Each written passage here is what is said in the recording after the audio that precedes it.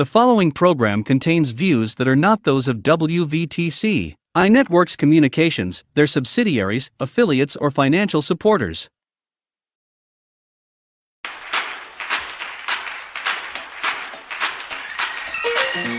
Listen, there's something about going back to the old landmark. And right about now, I just want to go back to the way we used to have church. They don't do church like this no more. So I bought a couple of my friends to help me show you how it's really done. Listen to this. I'm a soldier in the army of the Lord. I'm a soldier in the army. I'm a soldier in the army of the Lord. I'm a soldier in the army. I'm a soldier. I'm a soldier in the army. I'm a soldier in the army of the Lord. I'm a soldier in the army. Well, I'm fighting for my life in the army of the Lord. If I die, let me die in the army. Put your hands together, clap, clap, clap your hands. Everybody just clap your hands. I like this song right here. Oh, the devil thought he had me. I got away. The devil thought he had me. I got away. Oh, the devil thought he had me. I got away. Oh, the devil thought he had me. Oh, I got away. But I got away. I got away. I got away. I got away. I got away. I got away. I got away. Good morning, good afternoon, good evening, good night, good whatever it is, wherever you are. My name is LaDonna Miller. I am here with our journey. During our journey, what we do is we take the opportunity to pause to learn a bit about mental health and how it affects us in our daily lives. And so this information is to be used for informational purposes or educational purposes, not necessarily to diagnose or to say that you have a particular problem. So that way we can get ready to navigate through some things. A little bit about me. I am a licensed clinical social worker here in the state of Illinois, primarily working with adults and adolescents experiencing anxiety, ADHD, OCD, and depression. And so I bring a little insight each segment or each week for us to learn a little bit about how we can gather information and adapt it to our daily lives. Okay. And so for today's segment, what we'll be processing, learning about, and gathering information is seasonal affective disorder. Okay. And so it's really the depression. Okay, we're going to go through and dive in a bit to understand what SAD looks like, what seasonal affective depression is, who it can affect, and some ways in which we can really combat the depressed mood or depressed state of being in our daily lives. Okay. And as you know, I like to give a little bit of background as to what made me select the particular topic that we're discussing. I found this to be something that's helpful because for many clients of mine who may not clinically be diagnosed with depression throughout the year, oftentimes when the seasons change, we're noticing those depressed moods coming up. And so we're right here at the cusp of a season change. We just jumped right on into the fall season, the autumn season, and we are really noticing, especially here for us in the Midwest, that it's becoming darker earlier. We're being able to it'll see a little bit dimmer, like it's darker outside, it's going to get darker as opposed to it being, pushed back as it is in the spring and the summer until later in the evening, right? And we're noticing those changes as well as the weather changes, lots of different things in the season change that's also affecting our mood and behavior. So that's for today what we're going to discuss, not so much the meteorological things, but more so how the season changing affects our mood and behavior. right? So I know some people say, well, it's just depression. It's depression that comes when the season change. In simple form or simple terms, that's basically what it is, right? The seasons change, and so does your mood. So does what's going on within you, right? And being able to grasp or cuss what that looks like is definitely something that is important, right? And so basically what sad is it's a form of depression that comes when the seasons change, right?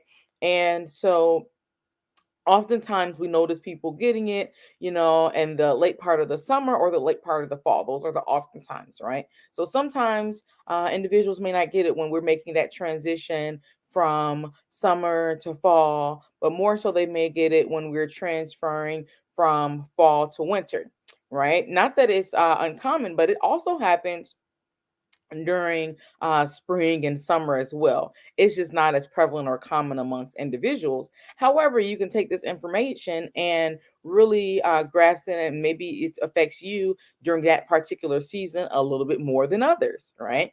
And so for us here, since we are here at fall, that's what we're going to primarily use as some examples, all right, to walk us through. I'm not going to use no names. I told y'all I'm going to make up some different names. There's people who was getting offended and y'all was sending me text messages and everything talking about I was talking about y'all. I promise y'all, I ain't even know y'all when y'all in y'all situations and circumstances. All right. And so I do have to put this disclaimer before we hop in. I am a therapist. I am not your therapist. If you do seek or would like some additional care, feel free to reach out and I can definitely get you connected to someone if it's not me.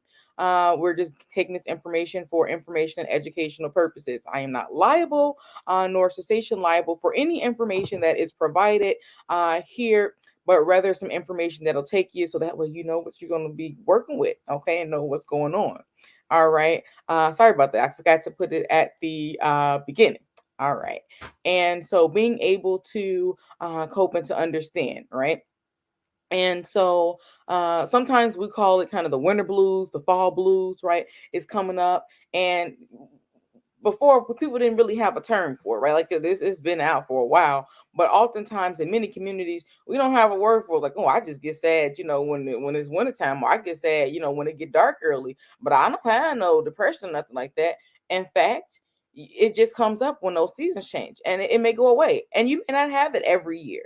Right? It's not something like, oh, yes, you was diagnosed with seasonal affective depression, and now you got it forever.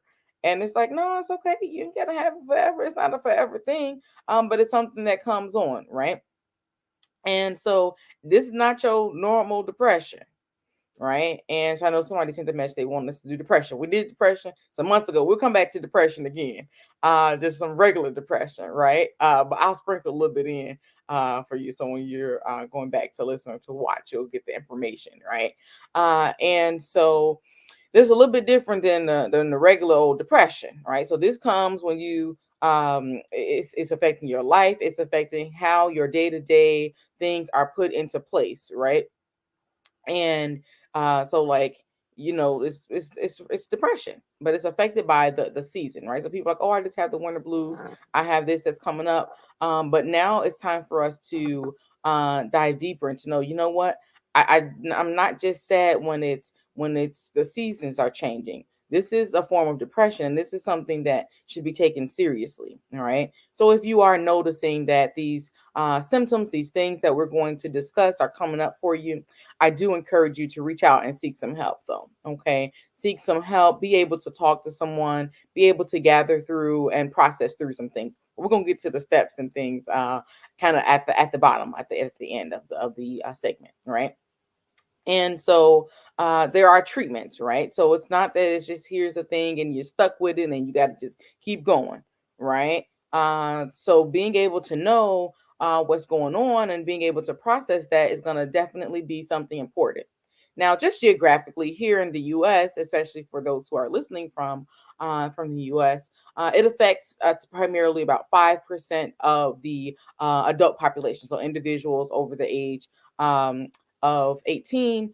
Primarily within that 5%, the individuals are between the ages of 18 and 30. And not just because you're 45, it can't say that this don't happen for you, right?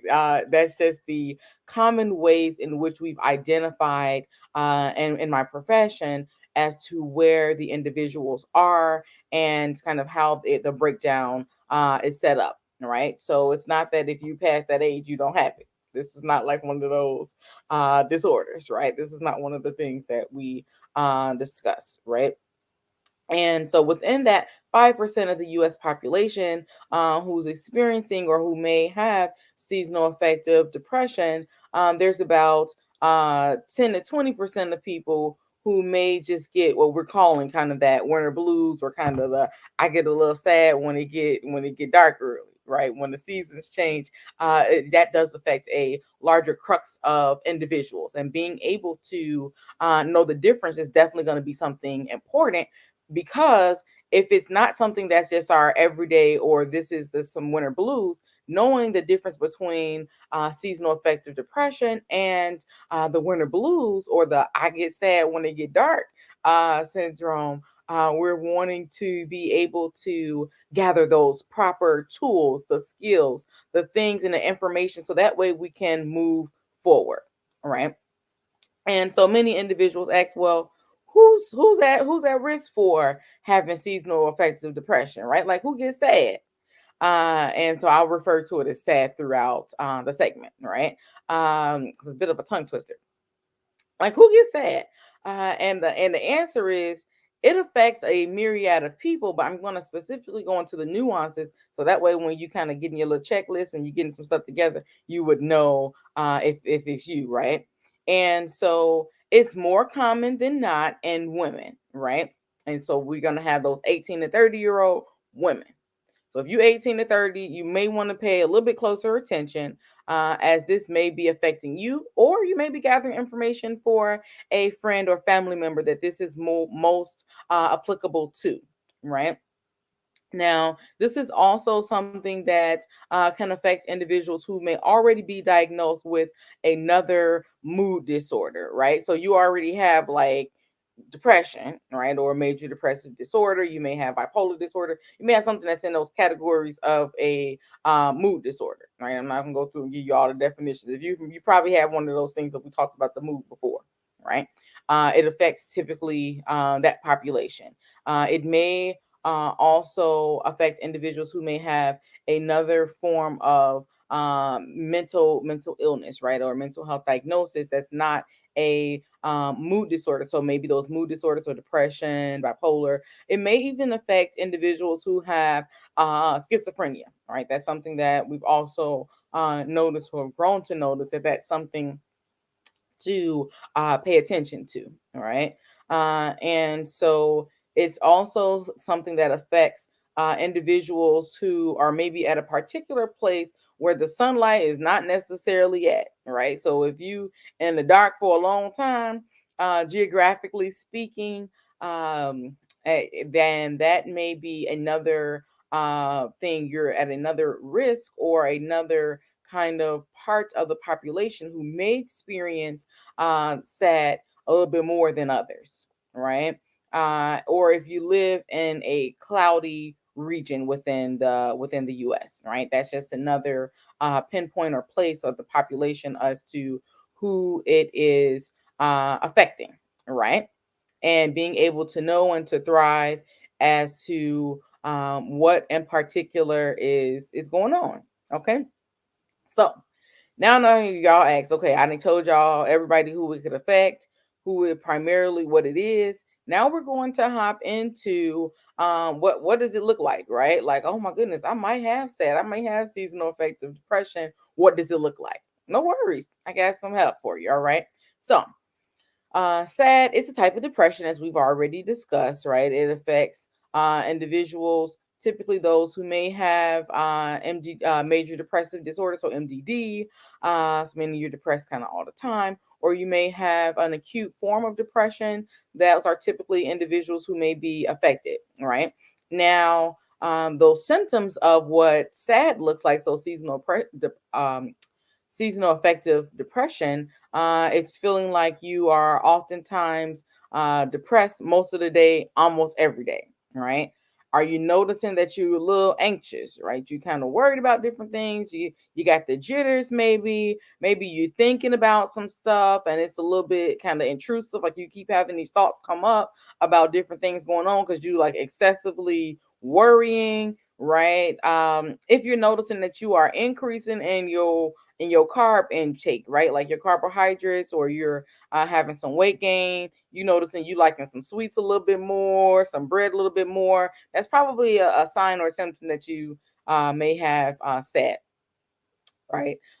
If you're having extreme fatigue, right, or lack of energy, low energy levels, not being able to necessarily do or function in a way in which you typically were maybe a few weeks ago, not necessarily because you don't have any time or something that's come up, but more so because your energy levels just not there, right?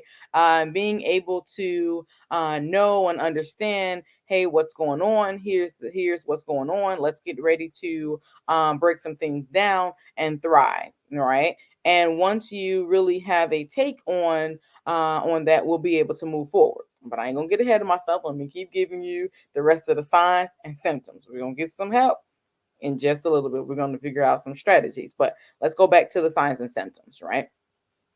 Maybe you're noticing that you're feeling hopeless or helpless, right? Those feelings of helplessness and hopelessness, of you can't get ready to do things, things aren't working out well for you, stuff is just tough.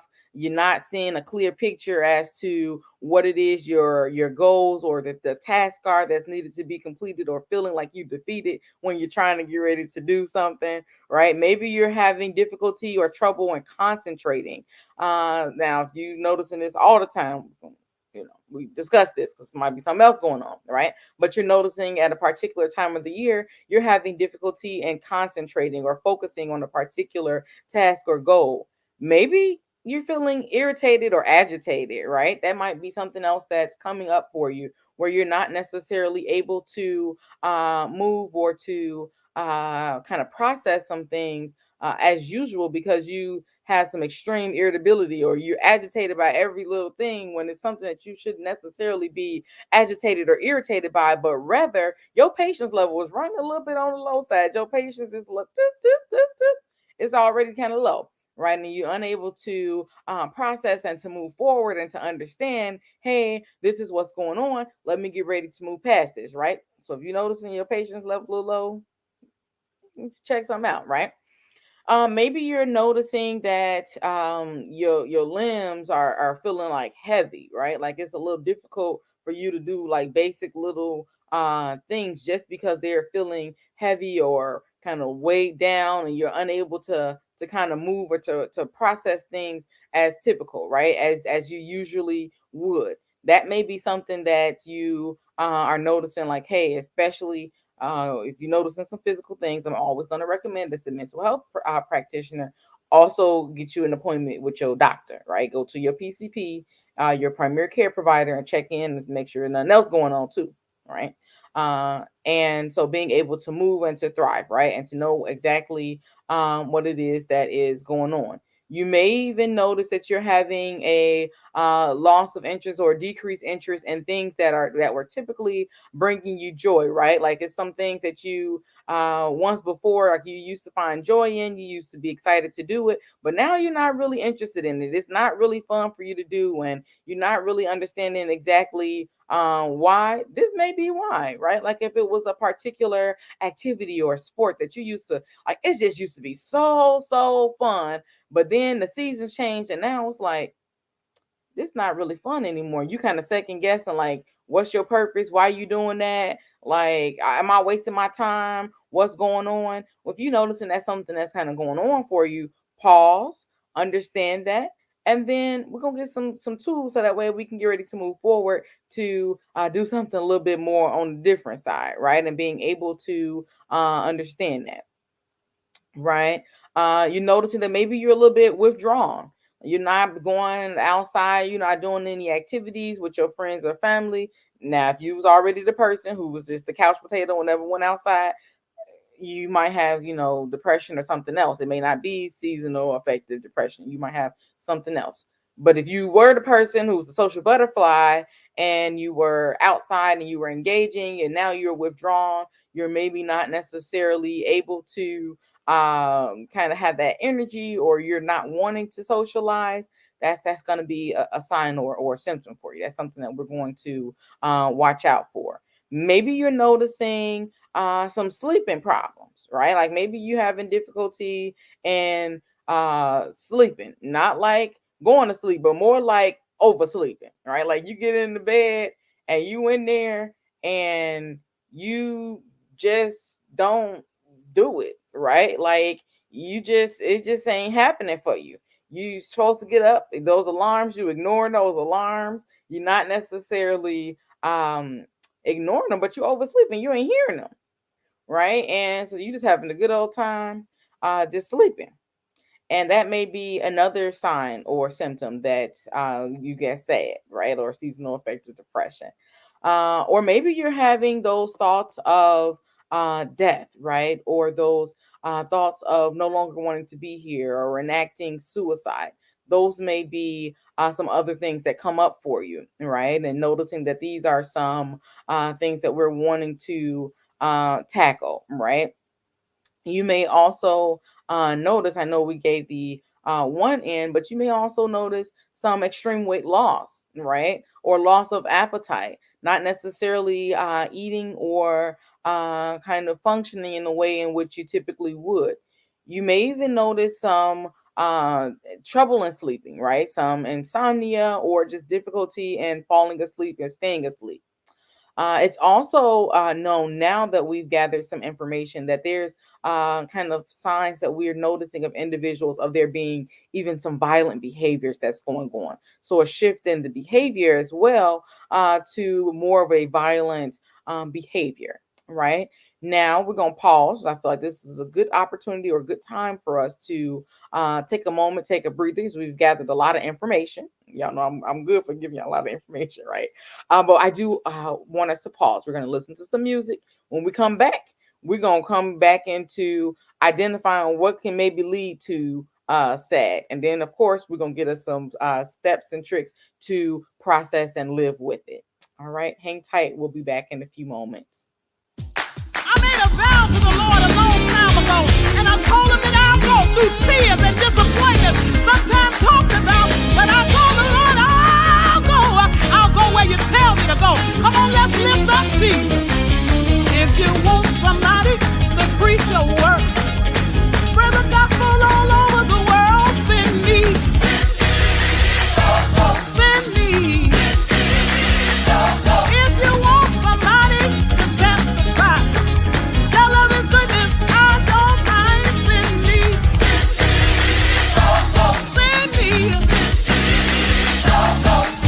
Up on the mountain, down in the valley low, send me.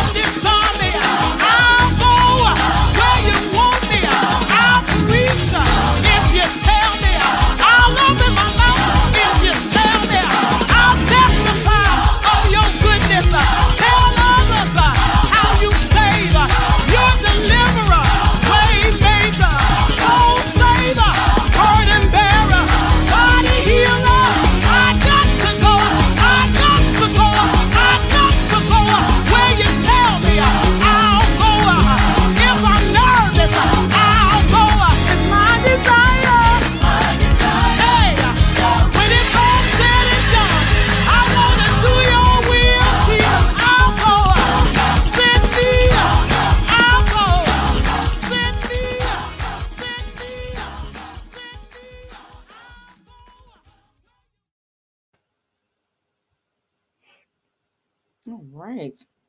Welcome back. Hello to everyone.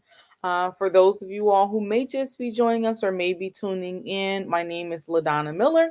We are here with our journey. This is a show about mental health, identifying things that are going on maybe in our everyday lives and ways in which we can maneuver, navigate, and work through them during our journey we call life. During today's segment, what we are processing or learning a bit about is SAD, seasonal affective depression. And we are really kind of diving in. So far, what we've been able to do was we've been able to define what it is. So, seasonal affective depression, it says the depression that shows up when the seasons change. We are highlighting or specifically talking about the season change right now being fall, coming into the fall season, how it can affect us. We having those depressed moods, being withdrawn, not necessarily going out with individuals, maybe noticing some anxiety coming up for you, some of those intrusive thoughts, or maybe even thoughts of no longer wanting to be here, being in a depressed state and wanting to end this precious thing that we have as life, right? And so we've identified it. We figured out kind of what some of those signs and symptoms. We've identified that it affects about 5% of individuals here in the U.S. And it's primarily between, and for women in the ages of 18 to 30. That does not exclude, as we said, individuals who may have they may experience this if you're over that age, or maybe if you're a male or another gender. It's okay, it may affect you as well, right? That's just what research is saying. That's the crux of the individuals, not that it does not affect anyone else, right? This isn't a thing that's like, you know what, it doesn't affect individuals, right? Or particular individuals. It's not necessarily population specific, right? So we took a pause, now we back and updated y'all, kind of got you together to know where we are. So now we are all on the same level, right? We all know exactly where we are. So what we're going to hop into now is identifying the things that may cause seasonal affective depression, right? What are some things that lead to us having this particular diagnosis? After I do that, after I really kind of dive into the things that cause it, we're going to kind of dive into from there how it is diagnosed, right? Because I'm calling it a diagnosis. So I'm going to tell you how that works, right? Because that's always a question that individuals have. Well, how do you know that I have this? How? Now, that was a question that I had a client ask me, how you know?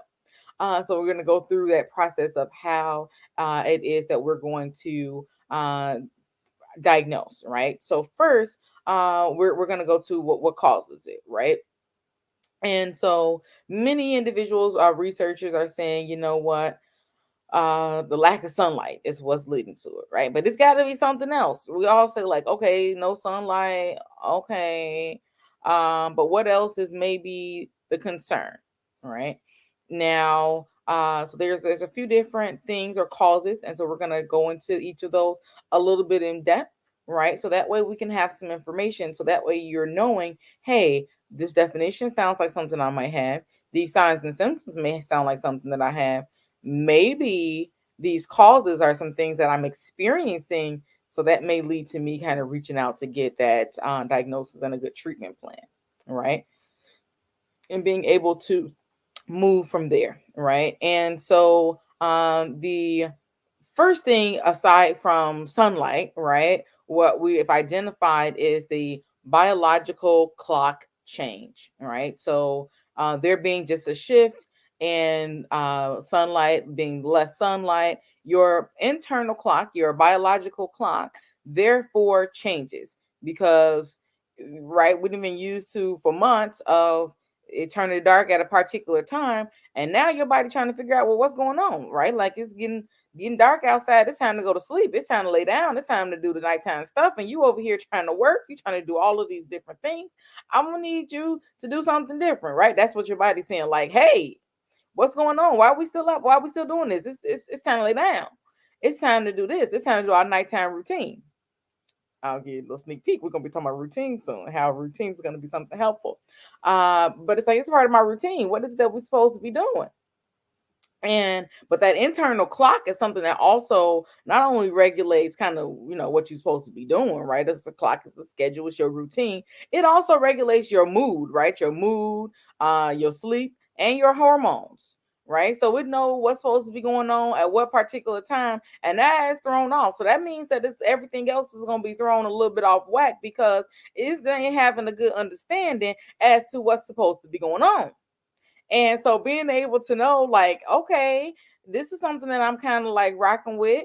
And then the body like, oh, it's still getting dark at this time. Because at first the body might have thought like, y'all went on a vacation or something, a little trip. Because sometimes it'd be, we just travel, internationally. You get that passport stamp.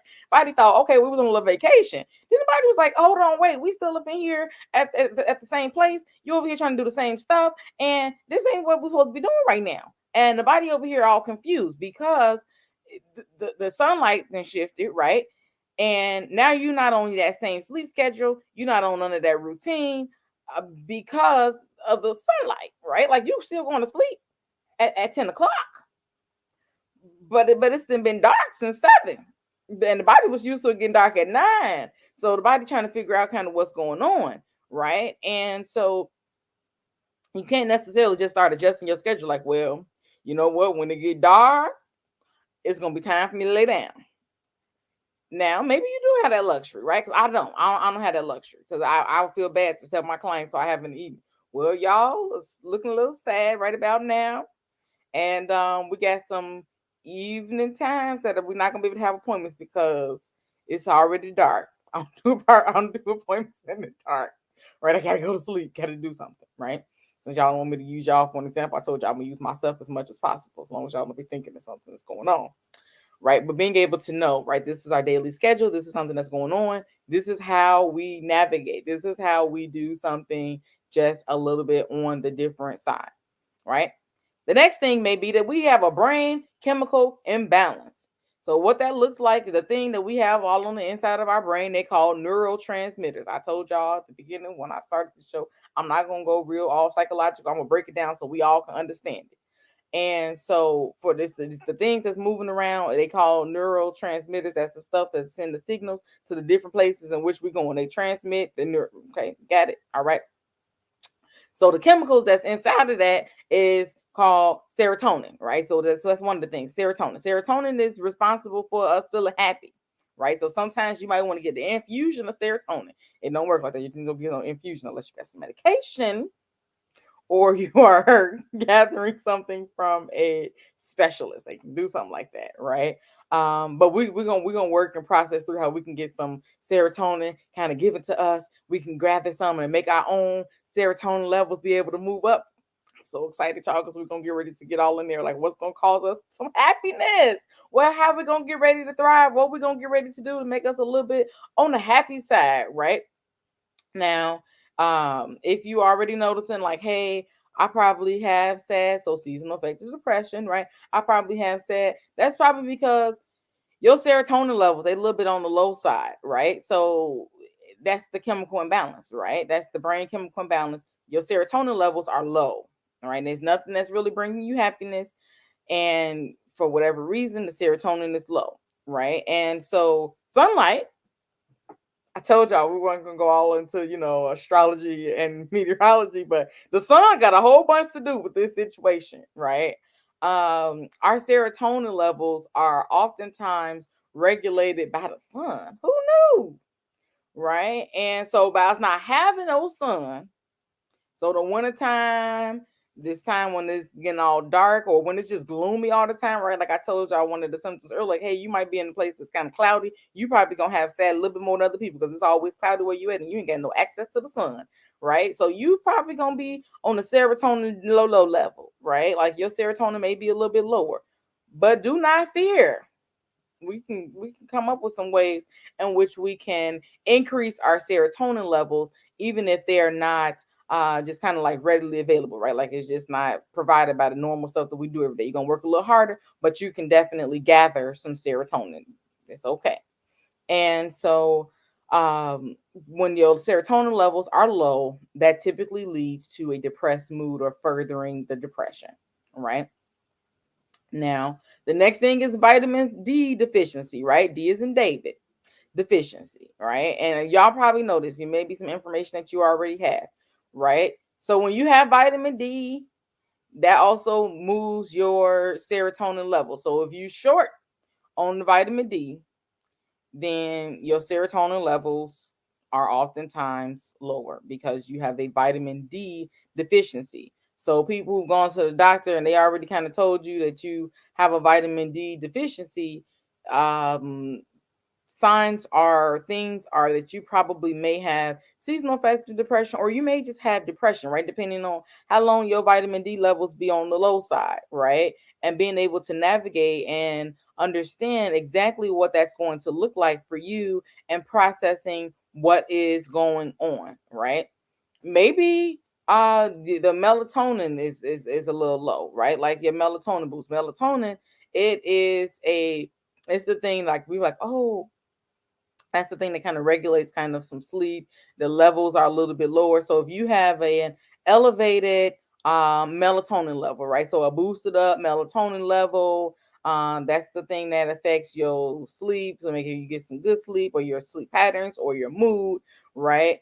If it's kind of up there, then you're gonna be sleeping, right? And so by us really having that decreased sunlight, it may create this overstimulation or over kind of population of melatonin levels in simple terms. That's as basic as I can kind of put it, right? So like in the absence of the sun, I know y'all tired of hearing the sun, but the sun got a lot to do with this. I told y'all that at the beginning of the show, right?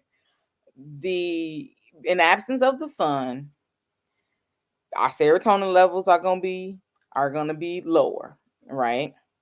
Serotonin levels are lower, vitamin D levels are lower, melatonin levels are higher, which means you want to sleep more. So you sad and now you want to sleep.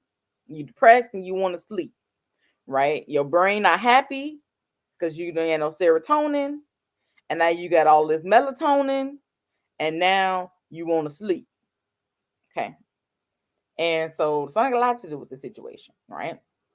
And another thing that may cause it, and the last thing I told you, I ain't gonna stay on the sun forever, are negative thoughts, right? Some thoughts that are coming up for you, things that are present for you, stress, right? Those negative thoughts can be rooted in stress or anxiety, or even those thoughts about the winter and the fall coming, right? That the season's changing. You just sad about having the season change, and it's getting you sad. Like you getting seasonal affective depression because you just sad because the season that came, right? The summertime is over. You ain't having no wonderful summer nights, no summer vacations, no summer all of that, and now you just sad. Now you sad, right? And so being able to understand and to process that, hey, this is how things operate, this is how we maneuver, this is how we change, and the seasons change, right? But we should be able to identify, excuse me, some ways in which we are able to process, some ways in which we are able to thrive and move, right?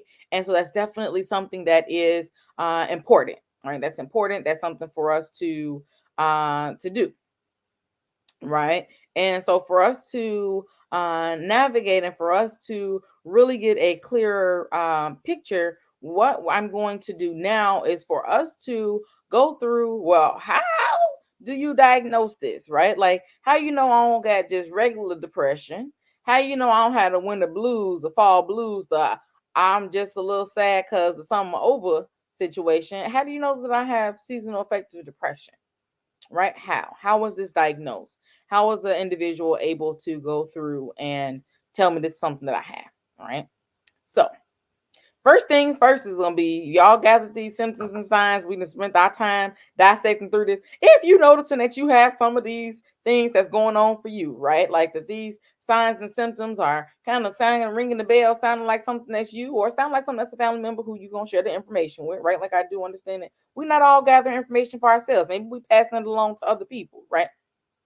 And so if you notice that this is something that's going on, being able to know, like, okay, let's move forward. Let's be able to identify exactly what it is, so that way we can do something a little bit differently, right? So you can go show up first to a medical professional. If you have like a different kind of like things, you can go to a medical professional, and or you're going to go to a mental health clinician, right? You can go to a therapist, you can go to a counselor, you're going to go to somebody that's going to get you some mental health assistance. They're going to be able to do this diagnosis for you, right? They're going to diagnose, they're going to assess, gather some information from you, so then they can tell you, yes, this is something that you have, and create a treatment plan that's going to work just for you. Nobody's treatment plan is the same. It's going to be one especially made just for what's going on for you and what you can do to have things to be a little bit different. Okay. And so it's not for you to diagnose yourself. Like, yes, I got sad. I'm sad. Yeah. Like this, do not diagnose yourself. Go seek some assistance. Right. And so if for nothing else, you may have depression that's been there for a while and you're not just now noticing it, right? And you're able to process, hey, what's going on? Or it may be something like a more complex mental health issue or concern. It may not be this, right? I don't want to scare you and say, oh, it might be something different. It may be something a little bit different. So that way you can get the proper treatment, the treatment that is appropriate for you and your concerns that's going on, right? And being able to know that. Right.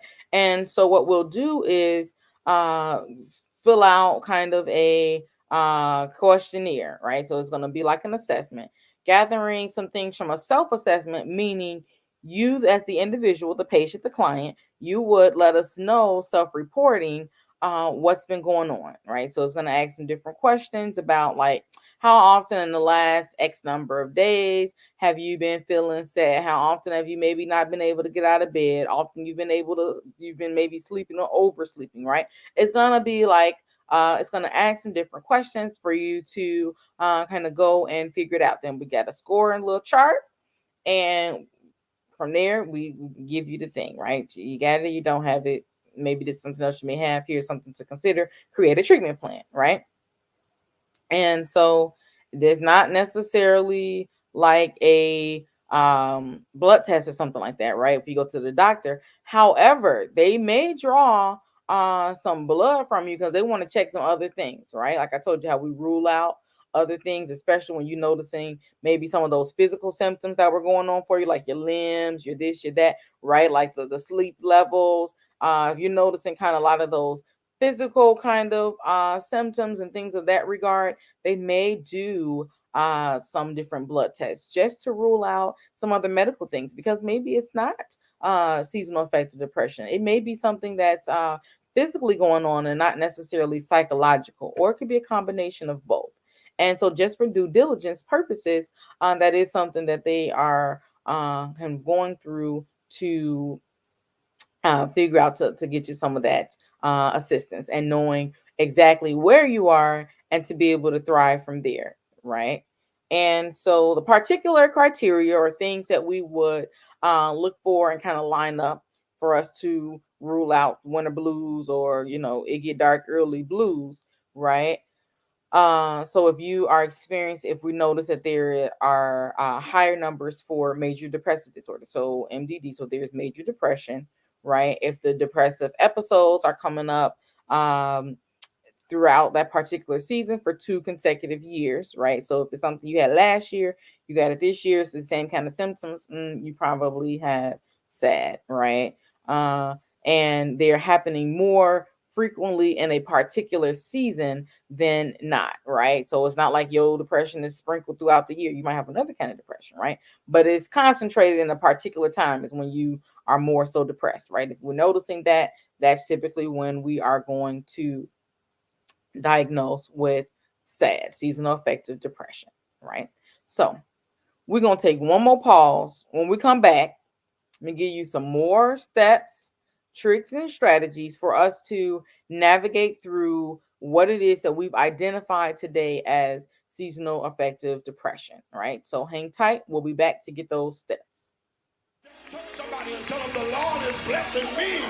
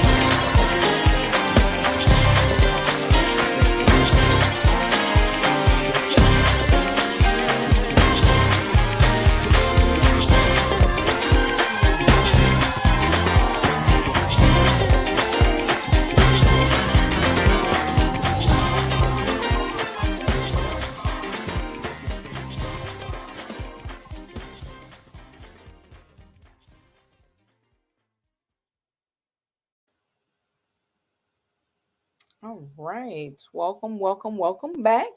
Uh, Hello to everyone who's maybe just joining us, and welcome back to those who are just kind of coming back with us from our short pause, all right? And so, if you're just joining us, my name is LaDonna Miller. I'm here with our journey. What we are processing through today is SAD, seasonal affective depression. Right, we've identified that this is the kind of depression that comes when the seasons change. We've identified those individuals who it may affect most. We're saying at this point that it's affecting individuals, women, the ages of 18 to 30, primarily here in the US. That's about 5% of individuals, not necessarily saying that it's not including you if you're not in that particular demographic. We've broken down that a lot of our concerns as to how we get into this depressed state is connected to the sunlight, our access or exposure to the sun. We've come to know and to realize what we've broken down here during our segment is with an absence of the sun, right? So without the sun or decreased limitation of the sun, we have decreased serotonin levels. Basically, that's the stuff in the brain that make happiness, right? So with decreased serotonin levels, we are having decreased vitamin D levels, right? So a vitamin D deficiency. As well as a boost in our melatonin levels, right? That's the stuff that make us sleepy and have us to be sleep and maybe to kind of like sleep for a while, right? So our melatonin levels are up, right? And so being able to regulate those by some things here on identifying, hey, I'm depressed, I'm withdrawn, I'm maybe not social, I'm maybe anxious, I'm having these dark thoughts, I may be even experiencing some suicidal thoughts. That's something that's going on for you, right? So now we didn't identify what it is, who it affects, how it come about, all of that, what's going on in the brain. Now we're gonna get us some help, right? Let's figure out what we can get ready to do to change that. And y'all know I don't like to just tell y'all what's going on and then we don't have a solution, right? So y'all know the first solution is always gonna be the same thing: reach out to your doctor, find you some assistance, get you some therapy, get you some help, get you something like that, right? Reach out to a medical professional and they will assist and direct and let you know kind of what's the next steps. Right? That's gonna always be my first recommendation. When you are in therapy, or if you're already in therapy, right? Bring this up to your therapist. Let them know there's a particular assessment. We'll do that, get you kind of diagnosed, and let you know kind of what some steps are. All right. We went through kind of what that questionnaire, some examples of what that questionnaire would look like. All right. And so being able to thrive and to know, hey, this is something that's here. When you're in therapy, the thing that you're typically going to do is going to be called CBT, cognitive behavior therapy, basically identifying what's going on, those behaviors, and making strategic changes in your daily life. So that way you can create those changes to create a positive change or to change the behavior in which you're having, right? So if these behaviors are having you kind of in those depressed moods and you're continuing with those behaviors, that's what you're going to shift, right? Because you're going to change them, right? That's what CBT is going to assist with. The next thing is you're gonna get some light therapy. So like these lights is like 10,000 times like the magnitude of a regular light. Like it's light. But it's called light therapy, right? So it's gonna be like daylight therapy. It may be called in some spaces. Basically where the light, you kind of get it. They sometimes recommend having that light a couple hours of it, maybe in the morning time or something like that, so your body is exposed to it and it can do the stuff that it needs to do with the brain and all of that, right?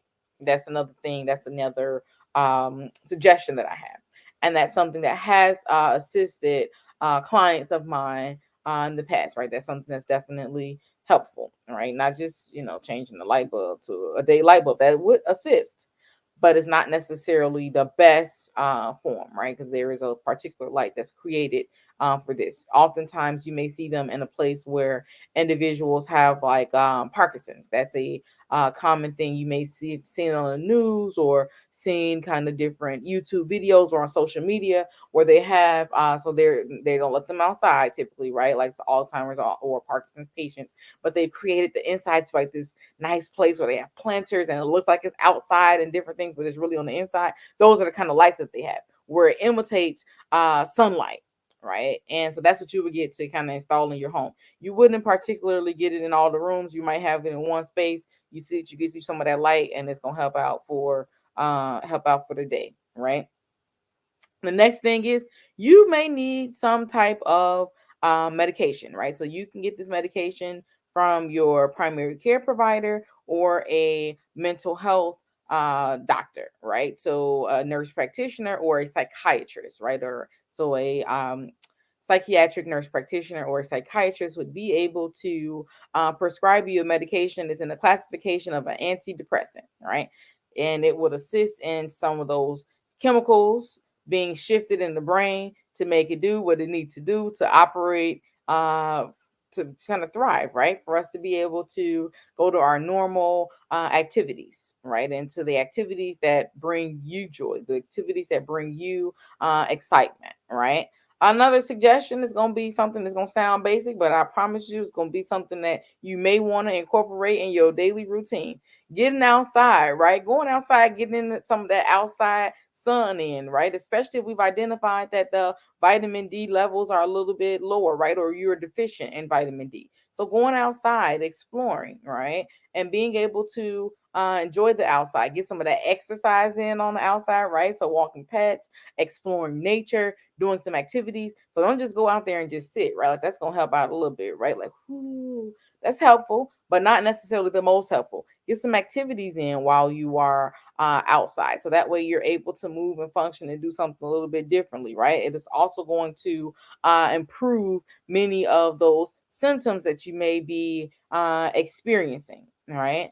And the last and final thing that I am going to recommend is vitamin D, right? So a vitamin D supplement may be something that is going to really assist in those vitamin D levels being lower. And so that way you can kind of manipulate the way in which your body and your brain is functioning, right? Especially if we've identified that the vitamin D levels are low or deficient, right? So that's all that I have for you for today. I do hope that this information was something that's helpful and that you're using it as a tool to direct to what the next steps would be for you identifying things along your journey. That's all for now. Tune in next week for us to unpack another topic. The following program contains views that are not those of WVTC, iNetworks Communications, their subsidiaries, affiliates, or financial supporters.